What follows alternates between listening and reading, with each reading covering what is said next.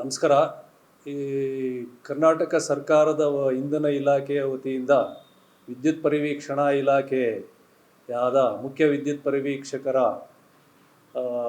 ಅಧೀನದಲ್ಲಿ ಬರುವ ಎಲ್ಲ ಅಧಿಕಾರಿಗಳು ಸೇರಿ ವಿದ್ಯುತ್ ಸುರಕ್ಷತಾ ಸಪ್ತಾಹವನ್ನು ಜೂನ್ 26, 2025ರಿಂದ ಜುಲೈ 2, 2025ರವರೆಗೂ ಹಮ್ಮಿಕೊಂಡಿರುತ್ತೇವೆ. ಇದರ ಇನಾಗ್ಯುರೇಷನನ್ನು ಓರಯನ್ ಮಾಲಲ್ಲಿ ನಮ್ಮ ಅಪರ ಮುಖ್ಯ ಕಾರ್ಯದರ್ಶಿಗಳಾದ ಗೌರವ್ ಗುಪ್ತಾರವರು ಉದ್ಘಾಟನೆ ಮಾಡುತ್ತಾರೆ. ಸೊ ಇದಕ್ಕೆ ತಾವು ಎಲ್ಲರೂ ಆಗಮಿಸಿ ನಮ್ಮ ಉದ್ಘಾಟನಾ ಸಮಾರಂಭವನ್ನು